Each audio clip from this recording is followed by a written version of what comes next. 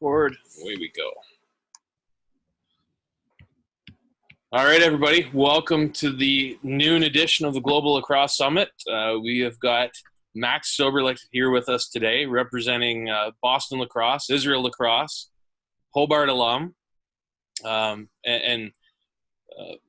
got an Evan Kirk handcraft Alf Jacques repaired wooden stick in the background. So we were just having a little chat behind this, and I was inquiring about the sticks back there. So cool little story because you and Evan were obviously teammates. Yep. How long are you guys teammates for? 3 years. 3 years? Nice. So Max is here to talk about all things goaltending, and there's some pretty cool stuff going on in this, and some non-negotiables for goaltending. And what was I reading? 3-4 drills that if you could pick, that's what you'd be surviving on. Oh yeah. Awesome. So without further ado, I'm going to turn this off. You're not going to see my ugly mug anymore. You're going to see yours. You can screen share, do whatever you want. The conch is yours, my friend. Cool. I appreciate it, Brad. Thanks for having me on. And I got the Evan Kirk behind me here. Up top is a Alfie Jacques player stick, and this side is actually a Lewis Mitchell handcrafted one. And then just below me over my shoulder here is actually my gamer from senior year with only one sidewall reproduction. So I'm going to share my screen here, and I've got a little bit of a presentation to go through for you guys. And please fill up the Q&A. Brad will be able to jump in with the questions. And I want to make this as interactive as you guys want it to be. I've got some things that we'll obviously go through, and I want to add as much value to this as possible. So don't hesitate to jump into that Q&A, and Brad, don't hesitate to cut me off. I want to make sure that I'm answering questions as they arise, if it makes sense. Trust me, man, that will not be an issue for me. Love it. And then Brad, let me know if we're good here with the screen share. I love the brick wall subliminal messaging. Absolutely. So back when I was in college, I'm pretty sure it was an NCAA violation, but I had a brick walls goalie school for one summer. It was me and like 6 goalies from upstate New York. We just kind of spent a week and talking goalies, and that's kind of where the inspiration came from. But developing an extra great goalie, Brad asked me about a couple weeks ago now to talk more about the fundamentals of it and really dig into what some youth coaches or high school coaches could really do to take their goalie to the next level, and certainly really drill down pretty deep to where the bases are and really just the fundamental sides to the position. So here we go. Here are your topics, pros and cons to different styles in the stance, the non-negotiables that I believe are in stance positioning and stepping, effective warm-up. I think this is something that I really find agitating at times when I'm watching club games or high school games and watching the ways that goalies approach the warm-up, but also from coaches, how they approach the warm-up and their techniques and how the warm-up goes. And then, like Brad said, if I could only use 3 drills the rest of my career, I'm going to give them to you here. So first, I wanted to sort of shout these guys out. My influences, top left, Matty Kerwick, Coach Kerwick, and Coach T.W. Johnson. They recruited me at Hobart, took a chance on a chubby public school kid from upstate New York. And let me sort of earn my way, and I was really excited about that. The guy in the middle, Matty Palom, late 80s, early 90s, Syracuse guy. Okay, legend in the hoop. He was an All-American, 3-time national champ, like unbelievable goaltender. And then the guy on the bottom left, Rich Barnes. Okay, Cortland State goalie, Herkimer goalie as well. His background, JUCO too, so he was an All-American national champ. And then Benny Weinberg, top right, he was a NAS guy, and he was an All-American National Goaltender of the Year, Division III national champ, the whole 9. So those 3 guys, Coach Barnes, Palom, and Coach Weinberg, were the guys that I really learned the position from early in my career growing up. Coach Palom, learned from him at All-American Lacrosse Camp at Colgate University, which was funny because I was listening to a podcast of his from a couple years ago now yesterday, and he learned how to play goalie from Billy Pilot, Coach Pilot at All-American Camp, and I turned around and did the same thing. Coach Barnes and Coach Weinberg, I learned more from them when I was already in college and working as a goalie coach at these camps. and kind of listening to their talks. And then I would take the stuff, and I was learning every day as well as coaching and teaching younger goalies, and sort of changing my game at the same time. So I really valued their teaching and their backgrounds. Coach Barnes, I think I got when I was working at All-American camp. And then Coach Weinberg was a staple at Hobart camp back in the day. But the cool thing about those three guys for me is not only are they legends of the game and played at the highest level, but all three of them are from upstate New York. Coach Palom is a Syracuse guy. Coach Barnes is a Cortland guy. And then Coach Weinberg is an Auburn, just outside of Syracuse. And me being a Utica, New York guy upstate, it was really cool to learn from those guys. And then the guy on the bottom right, Coach Steve Kudelka, played at Gettysburg. He was one of the first goalies, or he was one of the first 6 goalies when the MLL debuted. He played for the New Jersey Pride, I believe. He was the first guy to hire me out of college. So I graduated from Hobart and I went down to Lynchburg College, now the University of Lynchburg. And he sort of gave me a shot to this coaching thing, and definitely learned a ton of goalie stuff from him as well. So, and then other influences, you got Kirky there on the right, Brad, that you know. Kirky's, on the right of the picture on the left, number 20. Kirky was a year behind me at Hobart, and then Brad Hester was a year ahead of me at Hobart. And why those guys are big-time influences is because I didn't have a goalie coach when I was at Hobart.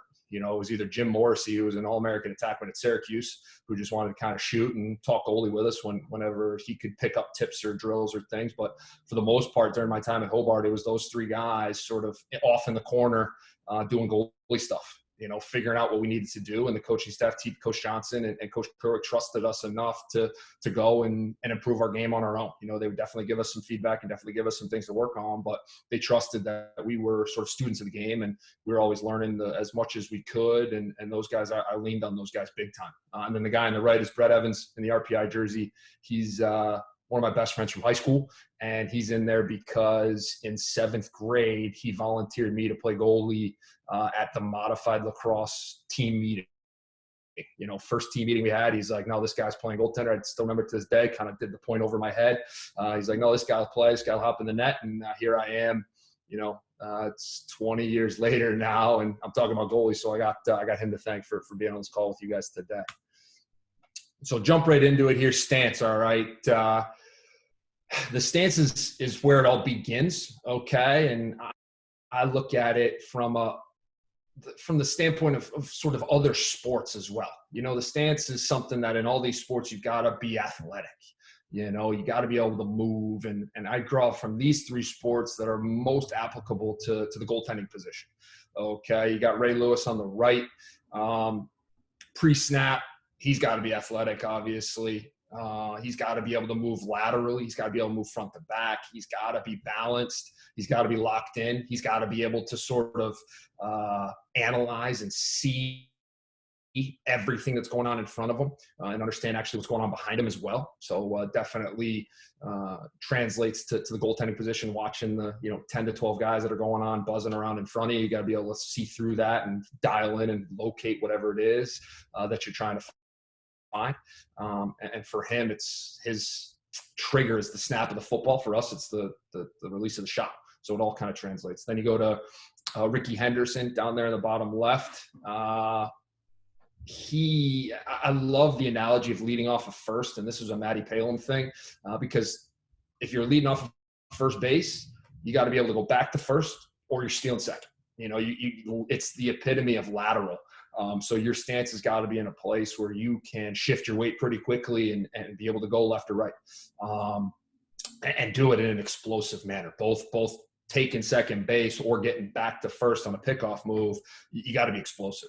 So I love that piece to sort of comparing it to the goalie position for us being able to step left or right when we're seeing shots. And then Lee Na there in the top center, one of the world's, I think she was number 2 in the world in 2015 on the Women's Pro Tour tennis-wise. And there's a few things in there kind of that really match what we have to do in the goaltending position. And the other piece that tennis adds that baseball and Ricky Anderson, Ray Lewis don't have in their stances, you add in the upper body. Okay, you add in something in the hands, and that's obviously what we're doing. And I think the biggest thing from that graphic there that they talk about, both hands lightly but firmly on the racket.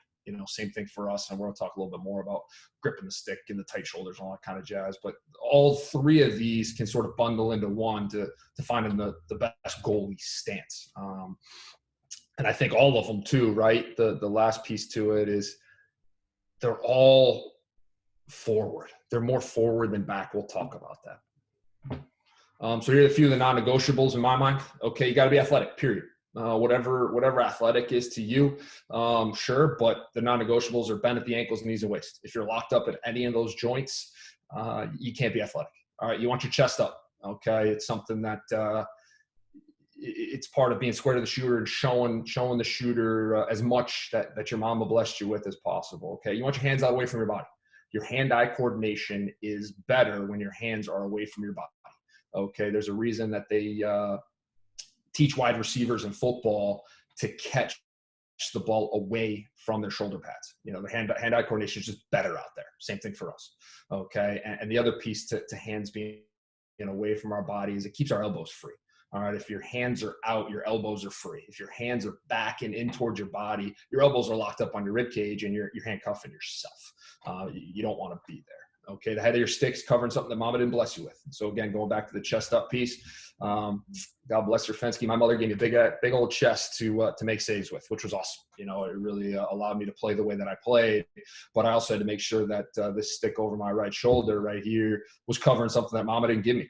That mama didn't bless me with. So again, efficiency is huge for me. So we don't want to be covering something with the head of the stick that our body could otherwise make a save with. Weight more forward than back. You see that on there. Just that allows us to be explosive. That puts us on the balls of our feet and allows us to move. And then the last piece that I think is an absolute non-negotiable that can get lost sometimes is you want to be loose in the shoulders. What does loose mean? It doesn't mean relax. It doesn't mean like loosey-goosey all over the place. It just means to me, it's the opposite of tense. If you're tense and you're tight, you have to relax those shoulder muscles to then go react somewhere and go get your top hand of the ball. And that takes time. And that's time that we don't have when we're trying to react to something 10 yards and in, 12 yards and out, whatever it is. If you're tight, you're wasting time and you're not as efficient as you possibly could be. I'm going to look at a few pictures here, stance that I think will help sort of dial in a few more of the things that I really touch on. But this is Joey Mcsorley. This is the guy I worked with at Boston University for the last 3 years. Awesome goaltender, all academic, All-American, I believe. Really smart kid too. But his stance, as you can see here, the picture on the right in the red helmet is him from 2019. The picture on the left in the white helmet is from 2020. Differences are, one, how much he's sitting down in the red helmet versus the white helmet, and where his hands are positioned. Okay, in 2019 in the red helmet, his hands were definitely further out in front of him than in 2020. Which it was something that he consciously wanted to change, and he just felt more comfortable being back a little bit more. And then in 2020, him standing up a little bit taller is better for him because he's not 6'3" like I was. He's 5'10". So if he sits down that low, the top half of the net looks really, really inviting. And that's not something that leads to continuous success, especially at the Division I level. You want to take away the top half. Okay, if you take away the top half, you're putting yourself in a really good place. So for him, standing up was good, and bringing his hands back, he was just a little bit more comfortable with it, and he felt like his shoulder was a little bit looser and more comfortable, which I was totally cool with. The looser our shoulders are, the better we are reacting. Now, as far as the hands are concerned, this is a great picture for it.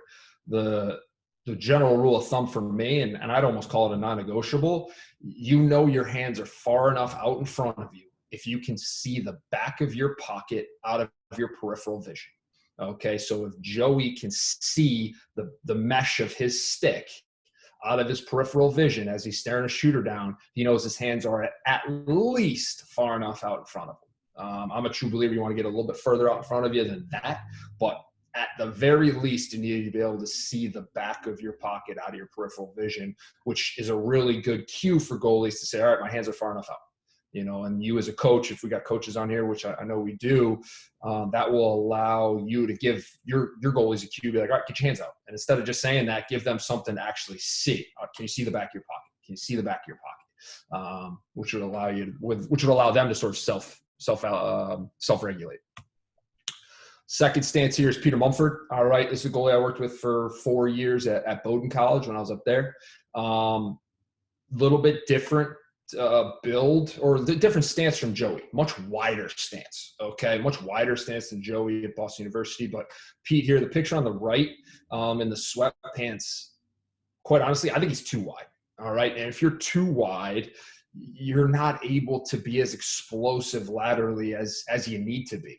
And you also can't have that gather step. You can't finish through a step or a save because you're just so wide and off balance at that point. The picture on the left in the shorts, he's in a much better position with his lower half.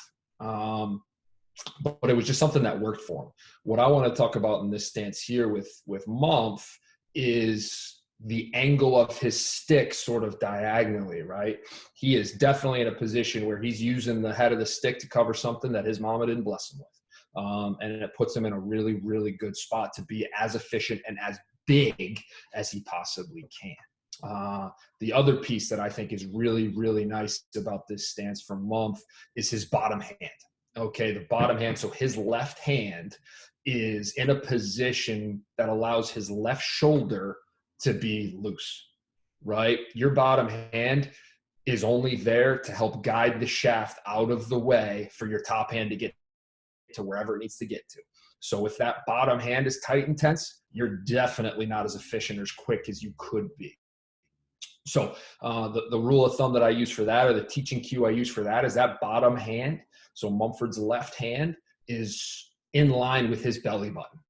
Okay, and that puts his shoulder in a neutral position and allows it to be pretty loose. You'll see a lot of times, and actually it's in the next slide, in today's like newfangled goalie coaching, sticks are found, straight up and down in their stance. And that really puts that bottom hand shoulder in like a locked up position. So for me as a righty, that would take my left hand way over here, and that locks this up, and that puts me in sort of in a bad spot, in my opinion. So really love his angle here. Don't love the width of his stance, but he made it work at times. And we were always, as a goalie coach, I was always trying to tighten him up a little bit. Now, am I going to change Mumford from a width here to here? No shot. No shot. And again, I'm also a true believer, and if it ain't broke, don't fix it. So he was making saves out here. I was just trying to tweak him a little bit, get him in about an inch on either side. And I thought that would make him more effective in the way he could be explosive, covering the 36 square feet. Here's Frank Cook. This is the guy I worked with at Lynchburg. Okay. I like this one because it shows the difference in that vertical shaft positioning, where his bottom hand is really tight and tense as he's over there, and that's earlier on in his career in the red. And then in the white is later in his career, he sort of changed his hands a little bit, not only to more of that angle, okay, which allowed him to be looser in that shoulder and that bottom hand closer to his belly button, but he also changed how far apart his hands were on the shaft. Okay, so you can see in the red, he is, decent distance away. In the white, he's very tight. Okay, and the pros and cons to that are hand speed. Okay, the tighter your hands are together, the quicker your hand speed is going to be. It just takes less time for you to drive your hands places. The legend that had the tightest hands ever is a guy by the name of Sal Lacasio that played at UMass. He was a bigger goalie with ridiculous hand speed, and he basically almost had his hands together. They're almost touching. But that was his style. I don't think he was such an unbelievable talent that he was able to pull that off. Now, Frank here moved his hands a little bit tighter just to increase his hand speed a little bit. But what I really like is how he has sort of changed the hand positioning more of an angle so that he could be looser in those shoulders to get his hands to things. And then this last stance photo here, the guy on the left in the black and white is Mitch Langston. That was the first goalie I worked with when I got to Bowdoin. I put him in there because he was a tall, lanky goalie, and he was very narrow, but that was his style. Very, very narrow with hands very far apart. But he was an all-league guy. Like, he found a way to make it work. The pros to it was he was able to stay tall. He stood really tall in the goal. He was a 6'2", 6'3" kid because he was narrow and lanky and long, like a Drew Adams almost build. He was one of the best goalies I've ever played against. Found a way to make it work, right? He kind of stays a little bit more narrow, stays tall, hands further apart. He's stronger with his hands further apart, but just found a way to make it work. He could also drive really well left and right because his balance and his base was right underneath him.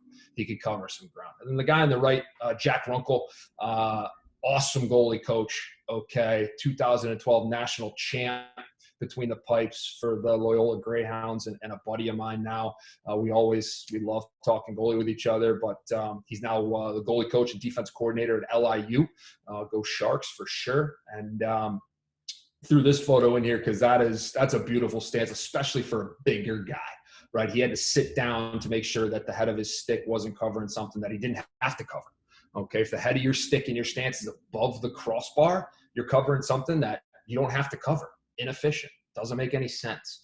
So we had to sit down a little bit. His hands are out in front of him. He can see the back of his pocket out of his peripheral vision. Beautiful. His elbows are free, and they're not locked to his rib cage. Beautiful. Bent at the ankles, knees, and waist. Beautiful. And the other piece from this side angle, you can see where his weight is. All right. His shoulders are right over his toes. He's got a forward lean to him. That's going to allow him to be aggressive. That's going to put his weight forward onto the balls of his feet, which is going to allow him to be more athletic. Max, a couple questions came in here.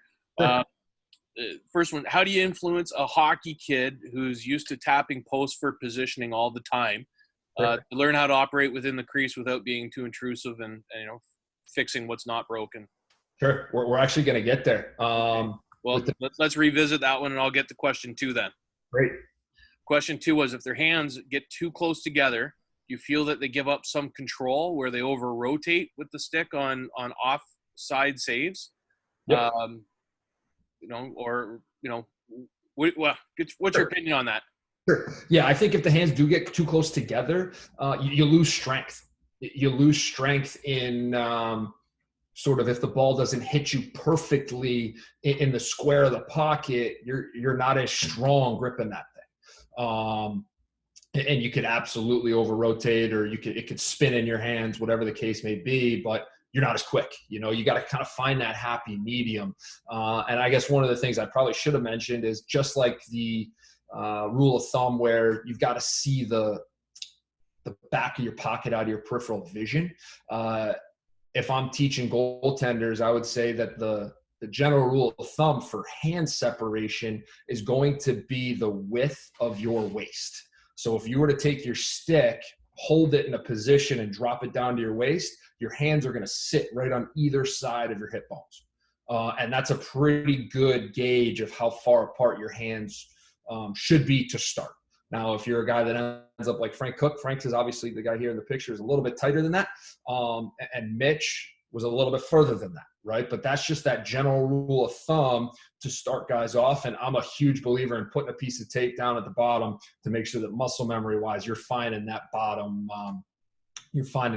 piece of tape on that stick to make sure that you are locked in every single time to the exact same spot. Hopefully that answers the questions. I'm trying to think, I still have that piece of tape on this stick behind me for sure.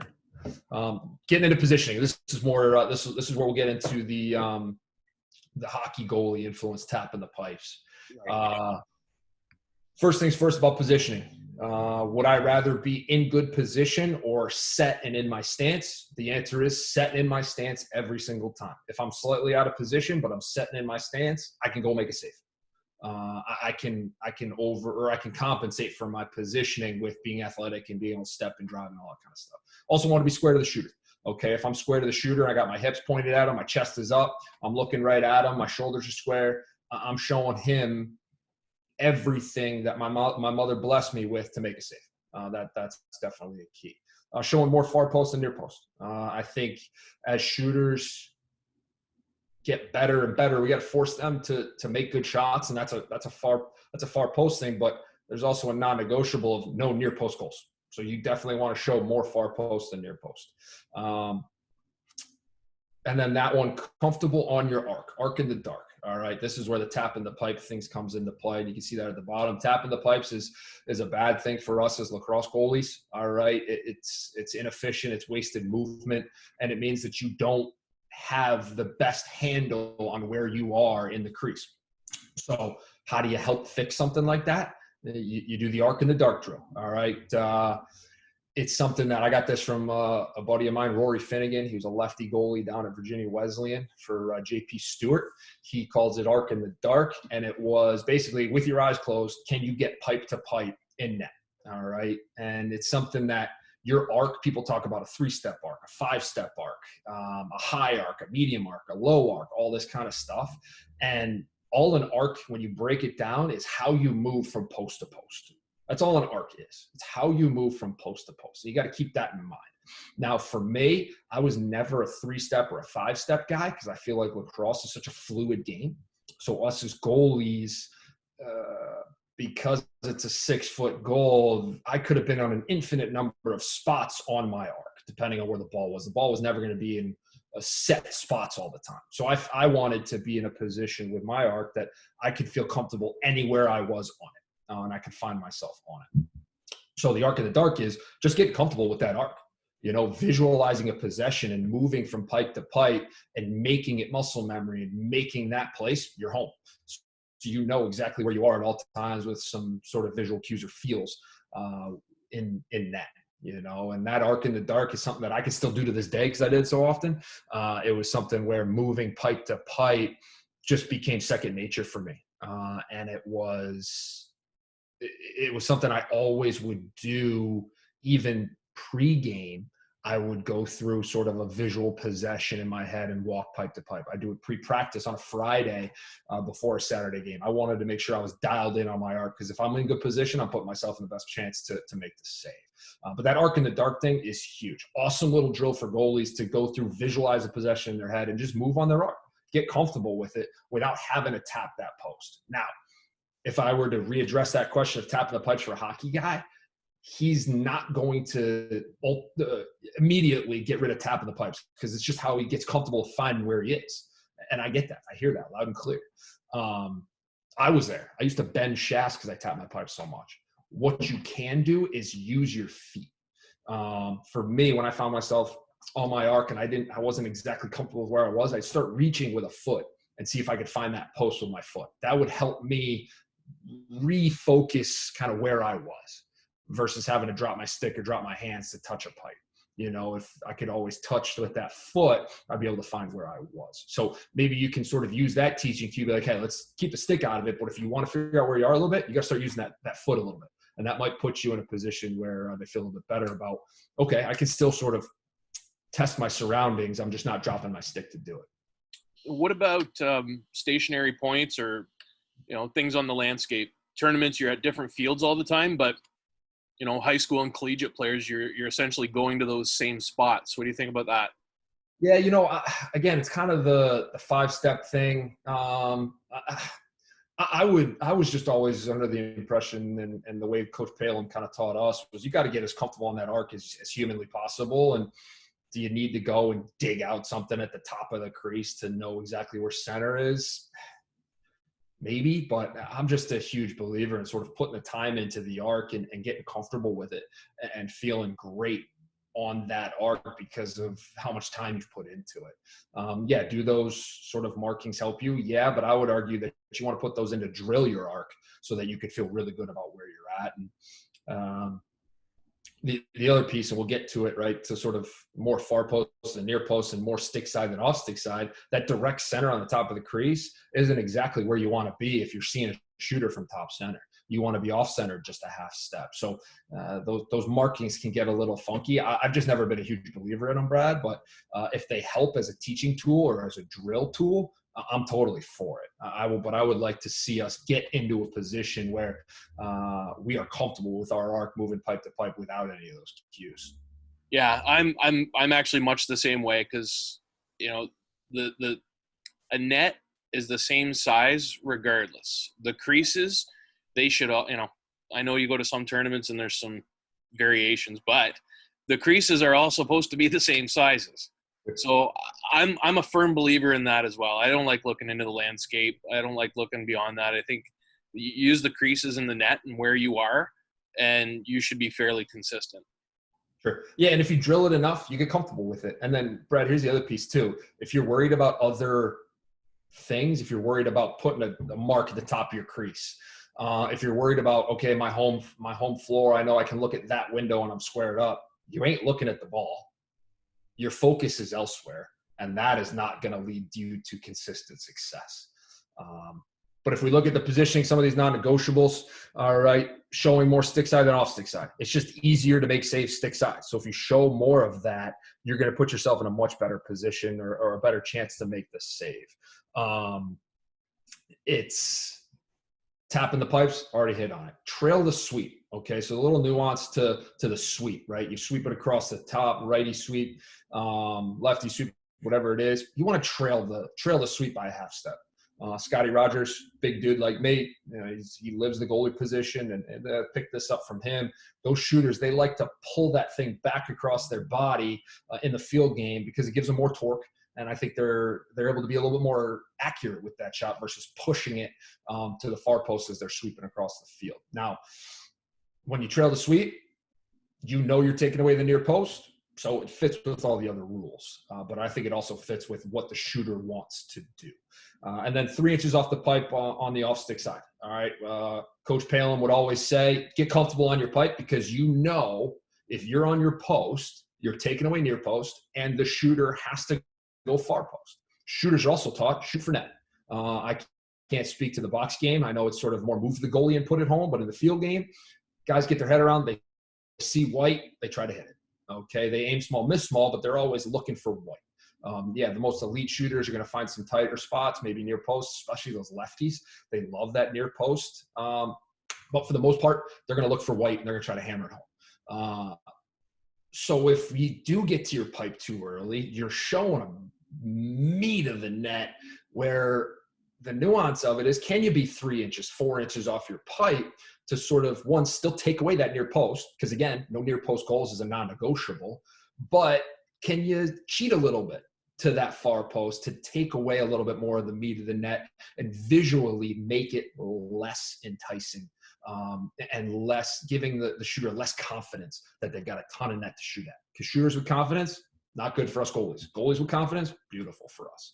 And I got a little video here on the next one to sort of show this. I found this on Instagram, at Crease Coach. You can see it at the top there. This guy does a great job on Instagram with a lot of this stuff. And I'll play this video twice, but you can see in this first one, UMass goalie, really well taught by Doc Schneider, another great goalie, another guy who played in the ECAC with me. But this kid here makes that off hip save by being 3 inches off the post. And I'll go back to it here. But then here's this one too.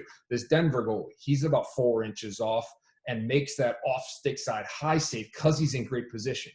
Like if it were me, I would love to be on my post right there with that left foot because I know he's got to shoot a far post. But that kid's able to steal space to the far post and make that save. I'm going to play those again because here you can see the UMass kid. He's about 3 inches off the pipe.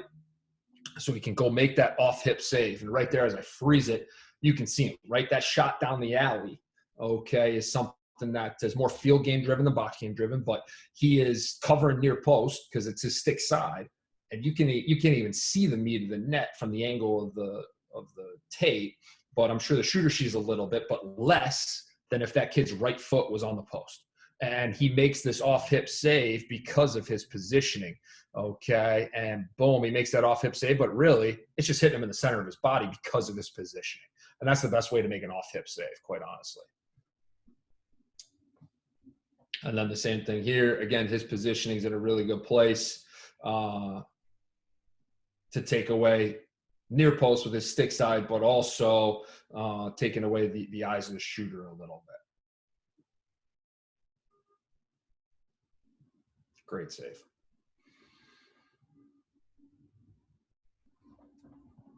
So as we move on here, all right, so stepping. Both those dudes had great steps in their saves as well, okay? My stepping non-negotiables, path of the ball, okay? This is something that I hammer home all the time. goalies are taught, it used to be step to the shooter, step to the shooter, step to the ball, step on a 45-degree angle. I've heard it all. And the best way that I talk about it, and I think the best way for goalies to think about it, is step to the path of the ball. Whatever the path of the ball is towards the goal, that's where I want you to step. Will every step be the same? Nope.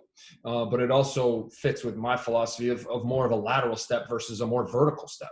I listened to Dylan Ward the other night, and he's an all-world guy, and his style is definitely more box hockey driven than field lacrosse driven, and it works for him because he is able to step out and be big. But you can get lost on your arc really quickly teaching or playing that style. Now, does he still step to the path of the ball? Absolutely. He just starts in a different spot, right? His step isn't out at the shooter as the ball's coming. His step is out at the shooter for his positioning and his arc, and then he's reacting to the ball. But the path of the ball, what does that mean? Looking to get your chest behind the shot. That's really all we're trying to do. We're trying to get the center of our body behind the ball. The other piece of stepping that people always forget about is your hands and your head lead. That's the way you get there, okay? Your hands and your head lead. Plus, your eyes, you want to see it all the way in. Okay, your eyes are a fantastic tool. Okay, my best games, goalies' best games, they always talk about, well, I was just seeing it really well, right? Seeing it really well. When you see goalies hitch, they ain't seeing the ball.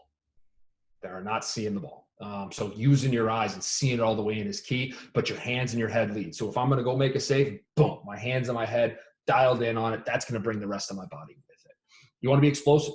You want to lead with that front foot, drive off the back foot. Right? That's sort of the Ricky Henderson, the Ray Lewis, the Lee Na, whatever it is. They're explosive with whatever that first step is. Back foot should always follow. Okay, there's that gather step as you step and finish, and it's something that Coach Kadelka down at Lynchburg, he would say that back foot could be an anchor for goalies, right? If you just leave it back there, or if you drag it, it becomes an anchor.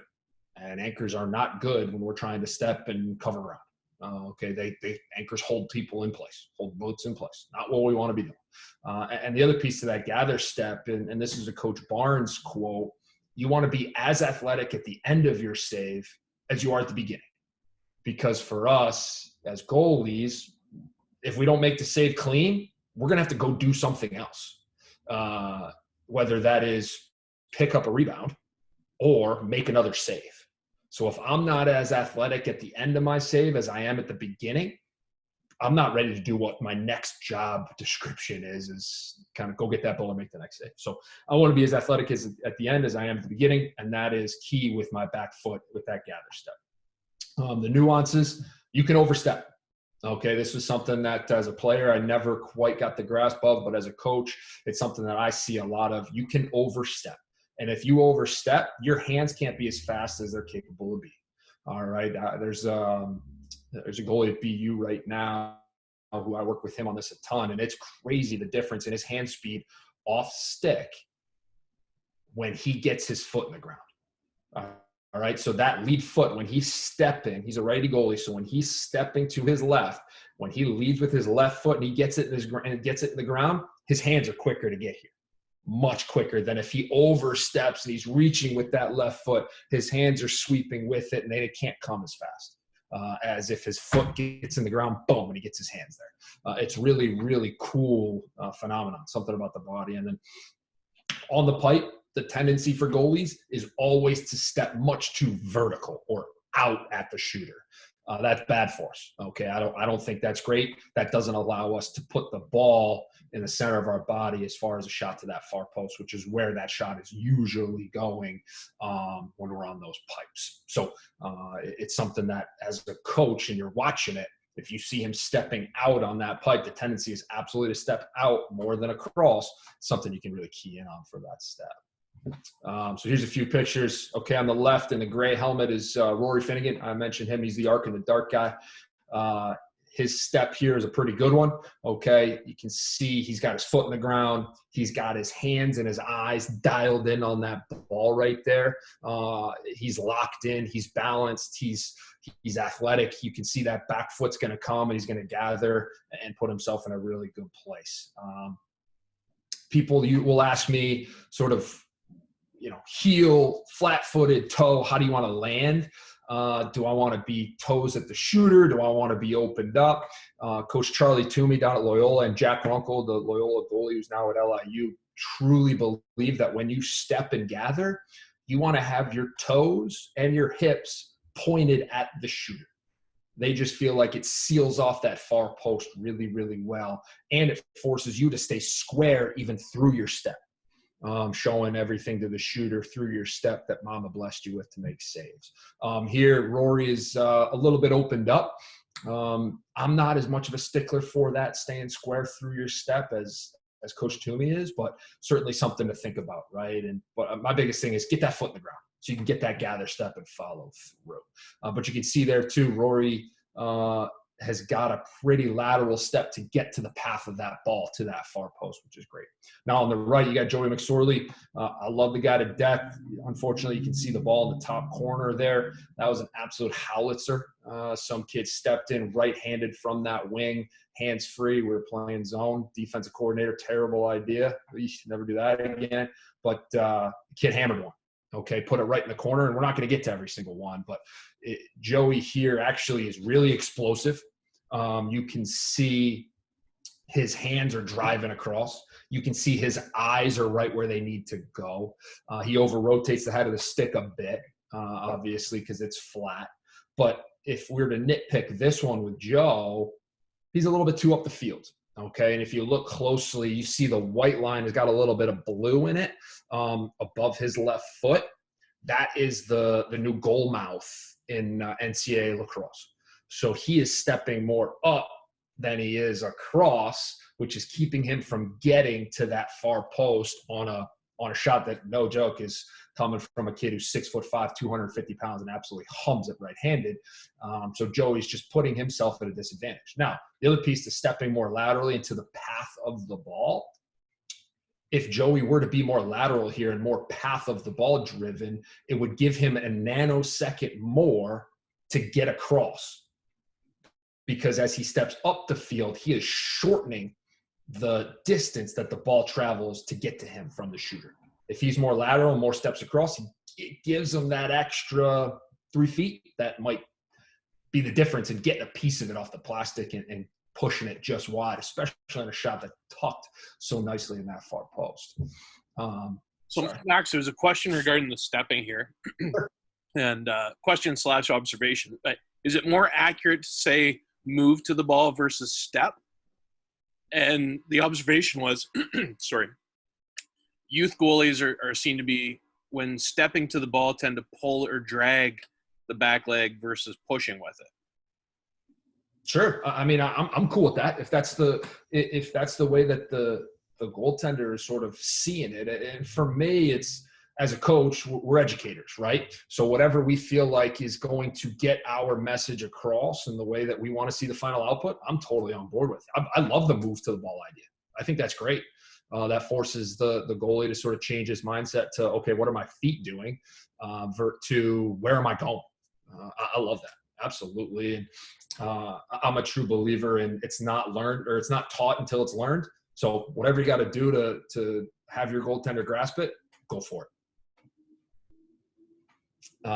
And then as we look here, here's Mumford and Frank, both making off-hip saves in two different ways. Okay, so Frank in the black, he's got that off-hip dialed in. Eyes are locked in right there. Okay, hands are right where they need to be. You can see how lateral he is coming across the cage.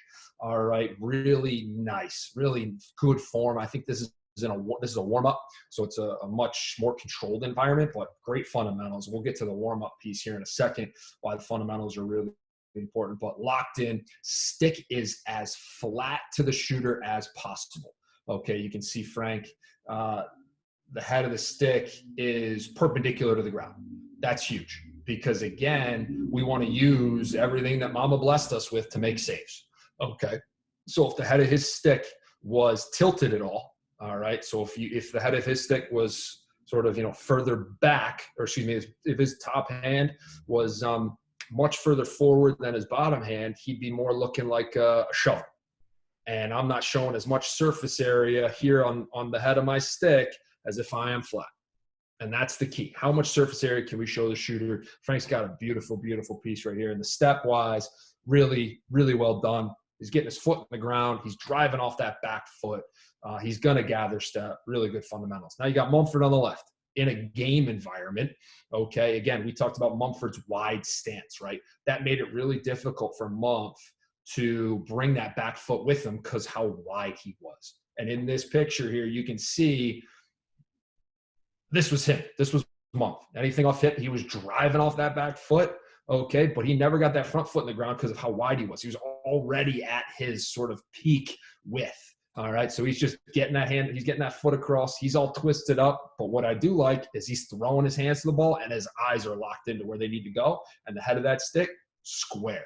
Okay, square to where that ball is, giving him the most service area to make that save. Now, Mumford on the left, unfundamental. Frank on the right, very fundamental. Both find ways to make the save. But if we're going to teach it, we want to teach it like Frank because you're going to make more saves like Frank here in the black, turning that off-hip save that's outside your frame to an off-belly button save that's inside your frame with your step. That's huge. You're going to be more consistent, make more saves that way versus Mumph relying on this huge explosive step, driving your hands way outside your frame. That's one of the tougher saves in lacrosse to make.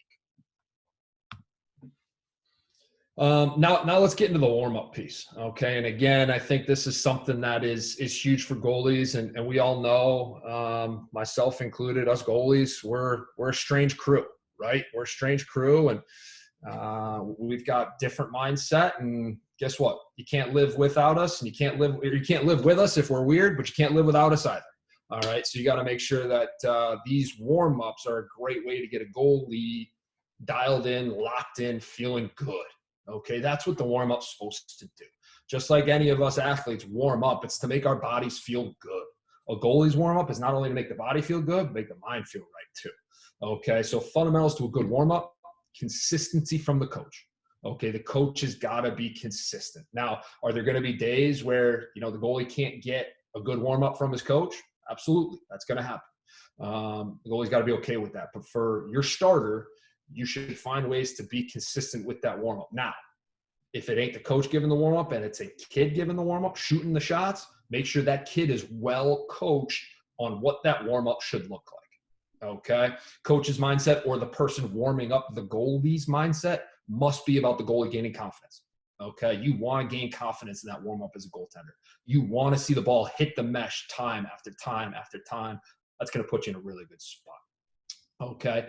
The consistency of varying shots, okay, from different parts of the field drives me insane when I see guys getting warmed up and the person shooting is just standing dead center about 10 to 8 yards away and just shooting. How many times are we going to ask a goaltender to make saves from a shooter 8 yards dead center? Not realistic. Doesn't allow him to step the way that he's going to have to be stepping in the game, and it doesn't instill confidence. Okay, we got to find ways on this arc, and I got a picture of it, to move and make it game-like and force the goaltender to see stuff that he's going to see coming up in the game of practice. Commitment to the fundamentals, okay, because the warm-up is much more or should be much more controlled.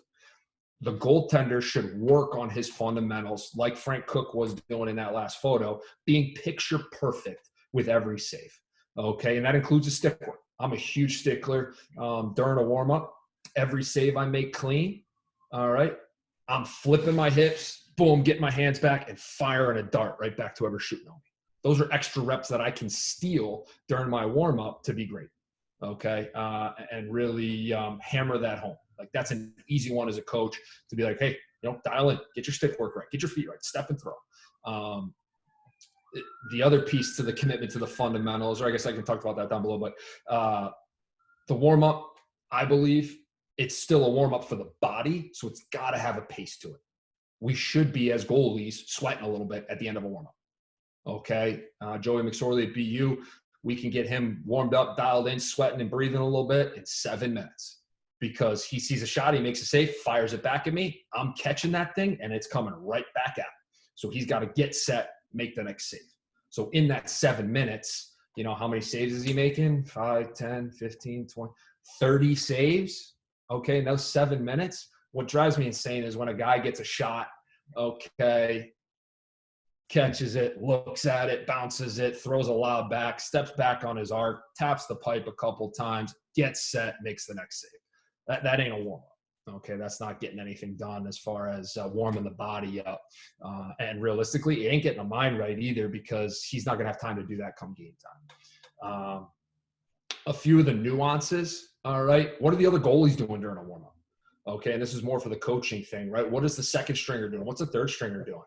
You want to make sure that those guys aren't just standing on the end line like that. We got to find times as goalies to utilize all that time.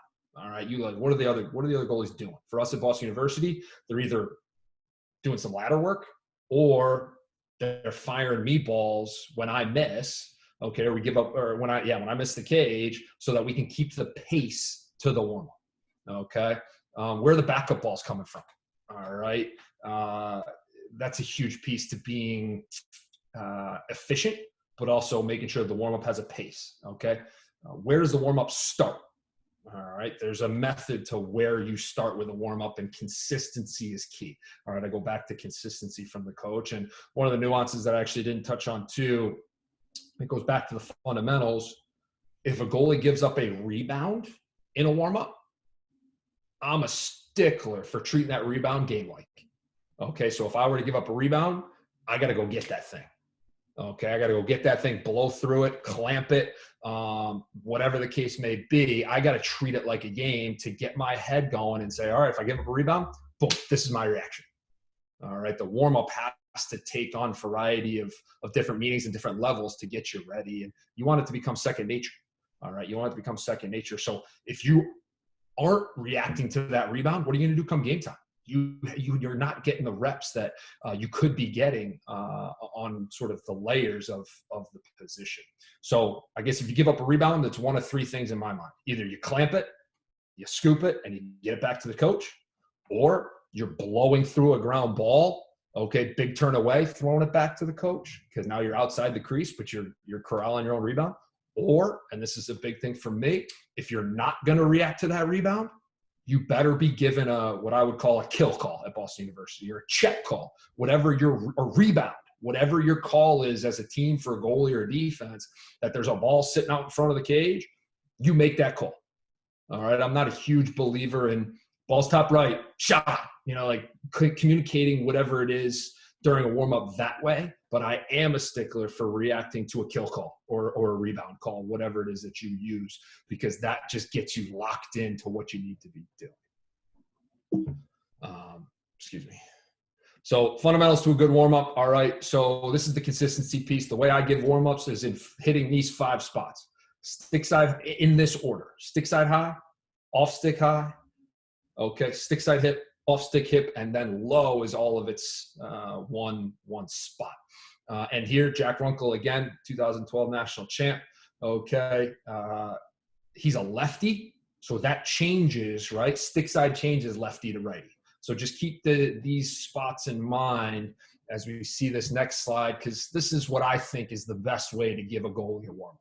Okay, the C in the box is the coach. Okay, the B in the circle is the ball bucket with the backup goalie, all right, or an injured player, whatever the case may be. Make sure they're above the pipe, above GLE, okay? Now, because Runkle, I've got this drawn up for a lefty, left-handed, first spot is stick side high. Coach sits on this arc, okay, this inside arc, and just starts to walk that arc while hammering shots stick side high. Stick side high, stick side high, 5 of them, 6 of them, whatever it is, as he walks from where I've got that C positioned up to that center tick mark. Okay, so I've got 2 arcs there, and I'll tell you why. But once you get to that center tick mark, all right, that's when me as a coach, I believe, okay, now let's start shooting off stick. That's when you hit that second spot. All right, because again, shooters, shooters are taught to shoot far post, shoot for net, shoot for net, shoot for net. As a goalie, we're just getting used to hitting those spots, getting to far post, step into the path of the ball, all that kind of stuff. So that C, that coach, is going to move back and forth on that arc, hitting those 5 spots. All right, so the C will move stick side high, gets to the tick mark, off stick side high. All right, and then as he moves back on the arc, he's going to go off hip, gets back to the tick mark. He's going to go stick side hip on a lefty. All right. Once he gets the stick side hit, we get a full arc of low. All right. And then once I get back here to that far side, we've hit our 5 spots. You get a full arc of all over. Mix them up, change levels, change spots, shoot it anywhere. That in itself should get the goalie pretty good to go and lather. All right. And now the reason I have the 2 arcs in there is as a shooter and as a goalie, those first couple stick side high, they're 75%, just getting locked in, getting going. And as the warm-up continues, shot speed goes up. Okay. And as shot speed goes up, me as a coach, I'm stepping back a little bit. Okay. Giving him a little bit more time to see it, a little bit more time to react to it. Because a warm-up, again, is about the goaltender. It ain't about the coach. It's about the goaltender. All right. So I want to make sure that I'm giving him the best opportunity to make saves. And if I give him more time to see it, he's getting more locked in. All right. For me at Boston University, I'll start at about 10 and I'll work my way to 15. And that way, as I increase my shot speed, he's still got to react, but he's got the same amount of time to react to that shot coming at him. Any questions there, Brad? I think kind of the fundamentals to the warm-up is something that I really am passionate about. Again, 7 minutes, 8 minutes, it's got to have a pace to it. Okay, the fundamentals are key, making sure all those saves and steps are great. I'm trying to think if there's anything I missed. I got some notes here I want to make sure I'm dialed in on, but anything come through on the warm-up? One comment on the warm-up. Now, I'm trying to remember if you had it. Did you have a strength and conditioning slide in here or no? No. Okay, so I'll hold off on that question because it's there. To me, there's a 2-part answer on that one. But there was just a comment. We got a box goalie on here. It said, you can see a lot of the drills, particularly the warm-up fundamentals, could be incorporated into the box game for developing goaltenders at a young age. Just good information. Appreciate you sharing, Max. Sure. Absolutely. Yeah, that fundamental piece is huge for sure because it's in a controlled environment. Yeah. Now, for viewers, we're going to go a little over time here, but it's great content. I mean, we're certainly not going to stop it. Max, we appreciate your time here. So, and one more just came in here. Should you have the goalie in the net when teams do the 6-on-6 pregame? For me, if it's pregame, that is up to your starting goaltender.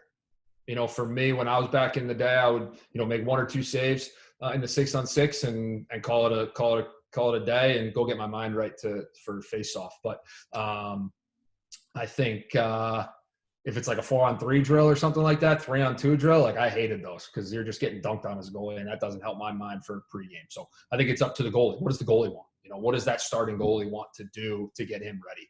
And I think the only other piece to the warm-up part, and I'll blow through the 3 drills. They're pretty easy. Do you want to do it with a short stick first and then a big stick? You could do that. It might increase the focus a little bit, but short stick's always going to be lighter than a big stick. So you want to make sure that you're not getting used to a lighter instrument and then going to a heavier one. That's not good for anybody. Little trick to that is, though, pick up the post a few times. Pick up the net a little bit to feel something else heavy. It's a perception thing. And then if you get scored on in a warm-up, mindset-wise, I always want my goalie to pick the ball out of the back of the net. Pick it out of the back of the net. All actions have consequences, and you get scored on, that's fine. Pick it out of the back of the net and move on. Okay, it's something to sort of wipe it clean. You don't want to leave that ball in the back of the net. That's not where balls belong for us goaltenders. 3 drills, and I'll be quick with this, Brad. Sorry for going over. No, man. Great. Ladder to save. All right, so these are 3 drills that I do at Boston University. They're 3 drills I did at at Bowdoin College. They'll be forever drills that I do with goaltenders. Okay, ladder to save. All right, so you can see the keys on the left there. I got a little animation here. Goaltender is going to work his way through the ladder, footwork, whatever it is. Okay, I'm not going to sit here and tell you guys how to work your footwork through the ladder, but get creative with it, have some fun with it. Also, give older goalies some ownership.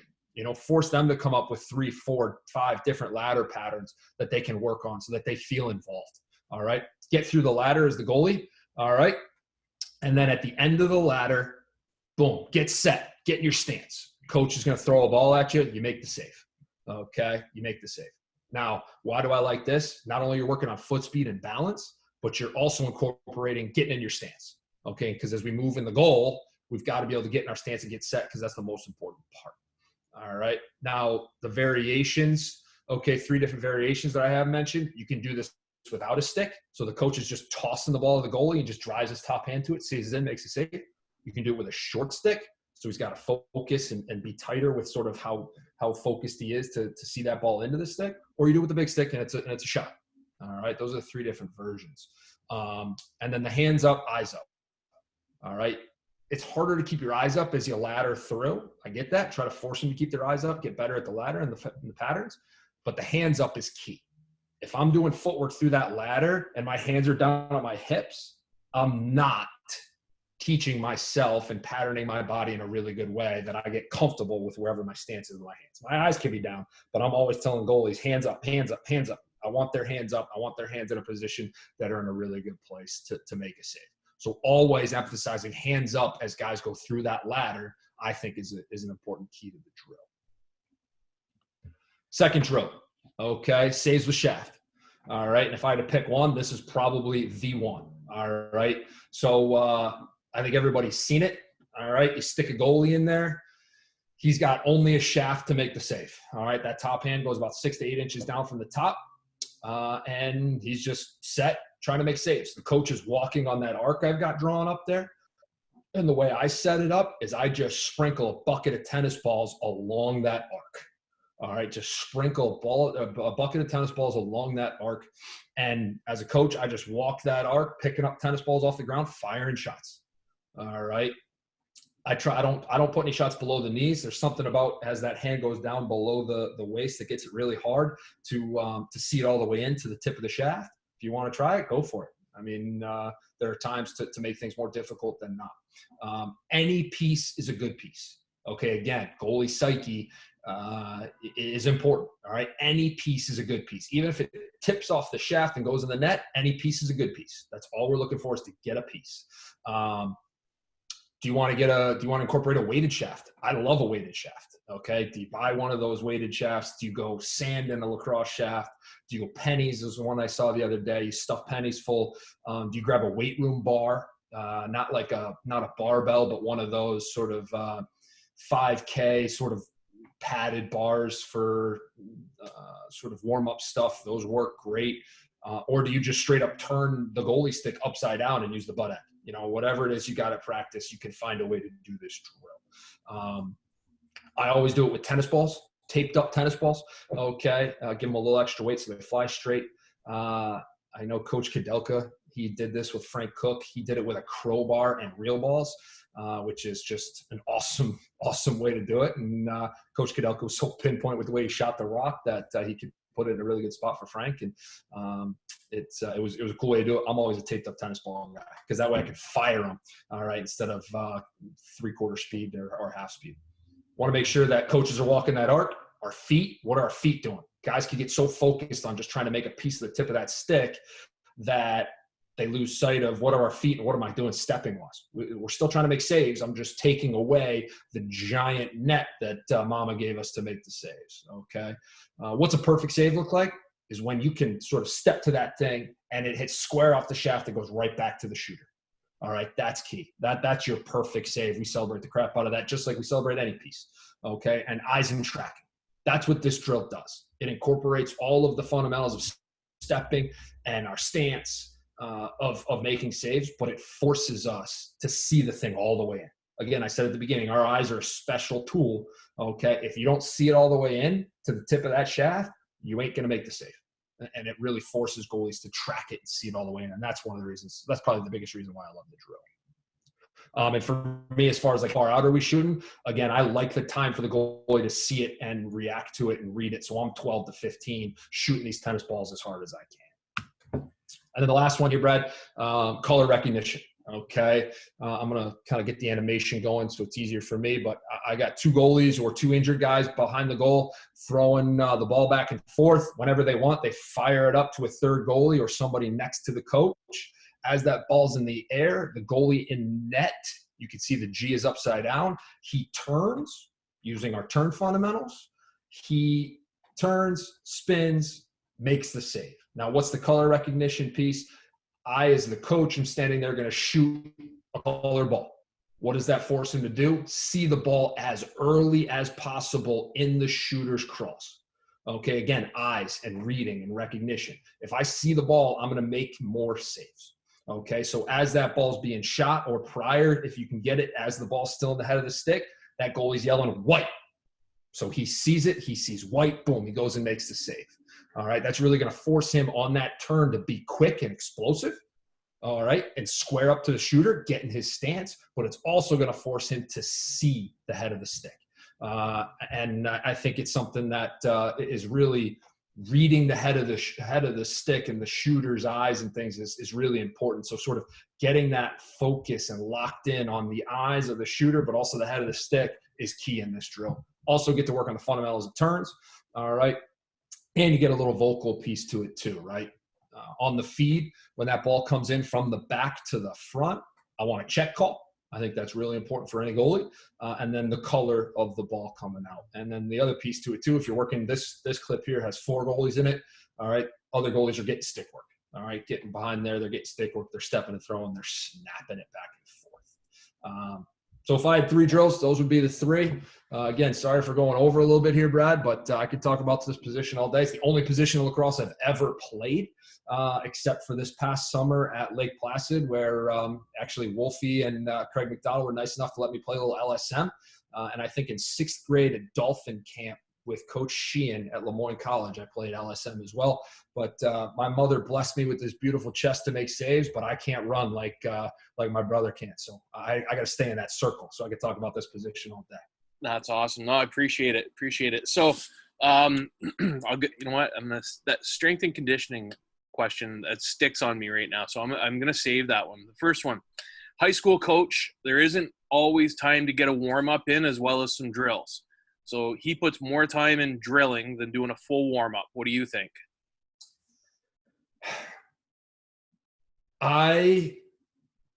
If it were me, I would incorporate some type of drill or weakness into the warm-up. There's something about the warm-up that really gets a goalie going and puts him in a good place to make saves come live shots. So in your warm-up, if you know your goalie is struggling on stick side low saves, you're going to spend more time shooting that stick side low shot during the warm-up. Maybe you only give them 3 shots on each spot, and then you're hammering that stick side low. Or if your goaltender is having trouble stepping laterally, okay, you're going to spend more time in the warm-up shooting shots that forces him to step extremely laterally. So in my opinion, I would continue to use the warm-up to allow the goalie to get himself right and force him to work on the things that I would want him to be working on in those drills that I would be incorporating. And now here's the other piece. High school coach, that kid as a goaltender should start to sort of become a student of the game a little bit. Could he do drills on the side when he's not in a rep? Or could he do drills on the side when the offense is shooting? Okay, and the defense is doing their footwork stuff. Could he start to take ownership of some of those drills, whereas during that warm-up, you're instituting more of what you want to get out of the drills? Okay. Now, so we've got a comment. Just love to hear your thoughts on strength and conditioning for goalies. Yep. Physical attributes you think are essential and, prioritized in those programs. So sure. We've got, and I'm going to preface this, we've got two trains of thought because I coach primarily box lacrosse and I know where I'm thinking. So I'm interested to actually hear the contrast between the two. Sure. For me, I think the biggest thing for a field goalie is quickness and speed. So in the strength and conditioning stuff, how fast is the bar moving? All right. I don't need to, as a goaltender, I don't need to squat 400 pounds. Just don't. I need to be able to sit in my stance and be explosive. So whatever forces me to be explosive in training is what I would put primarily all my focus on. Okay. At the college level, the goalies go through the same weightlifting program that everybody does. The weight is just a little bit different. But if I get individual goalie time, I love the weight room. I love the strength conditioning piece to being an athlete. So I might be a little bit more in this world than some others, but we'll incorporate therabands a bunch into our individual goalie drills. All right. And it's usually in some type of stepping sort of drill. I was actually talking with my BU goalies last night. We do a drill called Saratoga, and the TheraBand goes around their waist, and somebody's holding on to that goalie, and that guy is just stepping and stepping and stepping against the tension of that TheraBand. So that is forcing him to be explosive and pushing off that back leg, which is going to get a little bit of the strength piece. But I digress sort of into details. I don't want to get lost in the weeds on you. But if it were me, strength conditioning wise, I am emphasizing anything that makes me quick. So that's upper body, lower body. I want to be explosive and fast. Yeah, well, that's a great answer. What's your philosophy when ball's behind GLE? Hockey style, on the pipe, facing upfield, or head turn, look behind, reverse, hybrid? Sure. We just don't get scored on type? Sure. No, I'm looking at the ball. I'm looking at the ball because when the ball's behind, we want to be communicating to our on-ball defender. Now, we didn't talk much about communication, but as a goalie, I think at the highest levels, the goalie quarterbacking the defense, it's almost too late. That should be the defenseman communicating it, talking amongst each other, whereas the goaltender can do a lot more of on-ball communication, step right, step left, stick out, get his gloves, check, whatever the case may be. So that's the best way to communicate to that guy back there. But as far as positioning, I want to be on my arc. I'm just facing backwards. Okay. So as that ball is behind, I'm still on my arc. And as it moves, I am just sort of pivoting with it. All right. I'm pivoting with it. My feet and toes are staying square to the ball. Now, as that ball approaches GLE, we need to be on our post prior to the Dodger getting to GLE. So I would say as that Dodger approaches what I would call the back tangent, but 3 yards below GLE, I'm swinging my hips, getting my hip to that pipe, and I'm ready to make that pipe save. So I'm square to it. Wherever the guy goes back there, I'm square. These are my toes pointing at him. Boom. As he starts to drive up, I step, boom, get to my pipe, and I'm good to go. I'm also not a believer, Brad. Like, we don't need to pick passes off. Okay, John Galloway, he's a huge believer in sort of stealing possessions and making, if I don't have to make a save, but I can pick something off, I'm in a good spot. I'm not a huge believer in that because I feel like we can get caught jumping and getting out of position and taking chances that we otherwise wouldn't have to. But I don't love when goalies are jumping and trying to pick a pass off well above the cage. I'm still in my stance. I'm just staring back behind the cage. Yeah, I think we kind of agree on that part because I'm more of, if you can catch it in a normal essence of things, I'm good with that. But if you're sacrificing something which puts yourself out of position, you got to have some faith in your defense. You got to have some faith in your middies that they're doing their job. And if you're communicating on the check, you know what, they're going to clamp and that ball's going to be on the ground. And, you know, turn it into 50-50. Believe in your guys. And plus the advent of the shot clock certainly helps things like that out, especially when you've got late forces to the front of the net. You know, do you put yourself out of position trying to pick off something or just clamp and know that your guys are going to do it? Couldn't agree more. Well, listen, we're approaching quarter after, and I think I'm going to end this here. There's a ton of content and information. If you can see Mac's email address at the bottom of the screen there, I would shoot that in there. You know, you got any questions? You talked about communications, got a lot of things. Max has a ton of knowledge when it comes to this, so it certainly wasn't a hesitation when I asked him to come on and do something. I've seen him in action with Latvia. I've watched the BU games being streamed when I could, and you know, it's been great, Max. I really appreciate it. Absolutely, Brad. I thank you for having me on, and please don't hesitate to send an email along if I've got anything, if I've got anything in these times that we're in. It's time. So I love talking about the position, and again, I go back to it. Some of us were weird, but can't live with us, can't live without us. So you got to make sure that we're taken care of. But I will say this: face-off guys are getting weirder than goalies, man. They've overtaken us. So easy. All right, listen, everyone, stay safe. We've got Jeff Shatler coming up at 2:00. Christian Del Bianco gives the kind of the box lacrosse version of this, and he comes on at 4:00. So got a full day again. Max, thanks for everything. Appreciate it. We'll talk soon. Cheers, Brad. Have a great one. Stay safe, everyone.